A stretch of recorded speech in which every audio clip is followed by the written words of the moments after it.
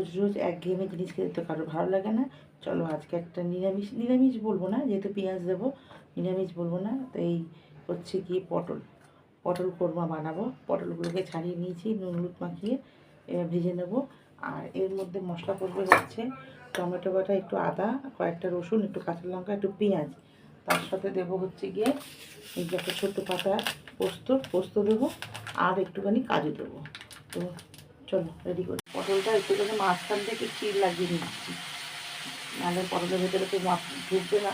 এই যে ছুরি দিয়ে এরকম করে চিড় লাগিয়ে নিচ্ছি সব পটলগুলোকে।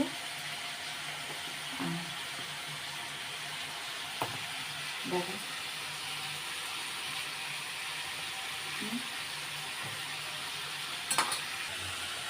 অলরেডি কড়াইতে তেল দিয়ে দিয়েছি। এবার পটলগুলো ভেজে তুলে নেবো, পটলগুলো ভাজতে দেবো, ঠিক আছে। চলো দিয়ে দিলাম পটলগুলো।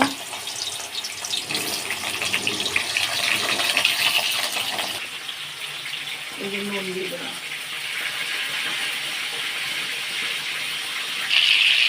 এই যে হলুদ দিয়ে দিলাম। এবার ভালো করে নেড়ে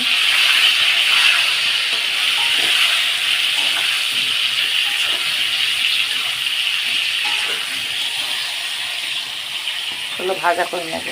পোস্তটা আর কাজুটা আগে বেটে নেবো, তারপরে এগুলো বাটবো। আগে তো বেটে নিয়ে আসি, ঠিক আছে। এই যে আমার এখানে পটলগুলো লাল লাল করে ভাজা হয়ে গেছে, পটলগুলো আমি তুলে নেবো। দিয়ে তারপর ভরিয়ে নেবো।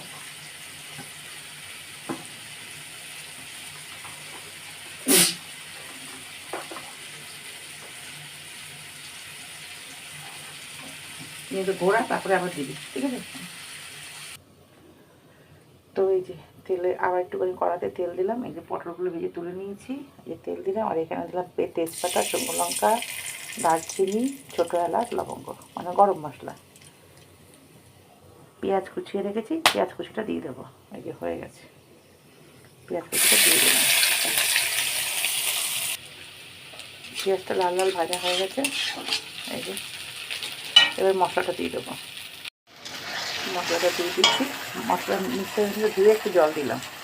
এখনও মশলা দেবো, হলুদ দেবো, লঙ্কা গুঁড়ো দেবো, জিরে গুঁড়ো দেবো, আর একটু সামান্য ধনে গুঁড়ো দেবো, ঠিক আছে। চলো গুঁড়ো মশলাগুলো আগে দিয়ে নিই। হ্যাঁ, ধনে গুঁড়ো এই চামচের সব 1 চামচ করে দেবো। জিরে গুঁড়ো, এই যে হলুদ গুঁড়ো দিয়ে দিলাম।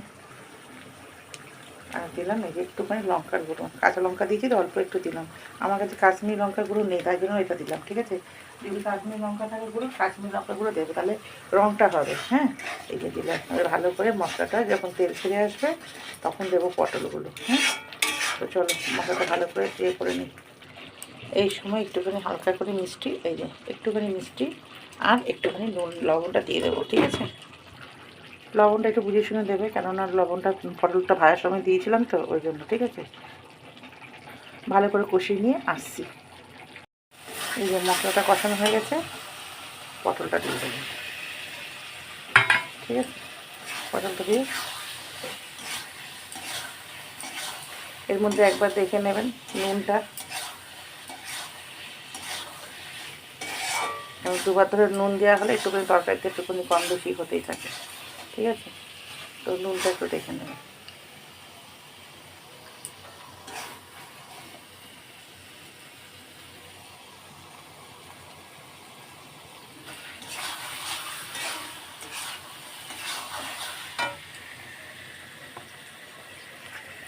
চলো একটু গরম জল দিয়ে দিলাম, ব্যাস এটুকু জলই থাকবে। নামাবার আগে একটুখানি ঘি আর গরম মশলা দিলেই শেষ। ফুটুক, তারপরে আসছি আবার, ঠিক আছে।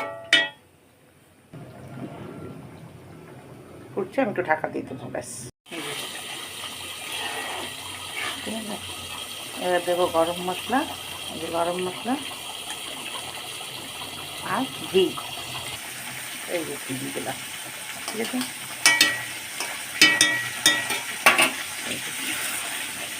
হয়ে গেল পটলের কোরমা। একবার অন্তত বানিয়ে খাবে, দেখবে, যদি ভালো লাগে অবশ্যই বলে জানাবে যদি হ্যাঁ ভালো হয়েছে। জানি তোমরা অনেকেই জানো করতে, তবুও একবার এইভাবে করে খাবে, দুর্দান্ত লাগে। ঠিক আছে, মাছ মাংস ফেল। দেখছো এই যে ফুটছে।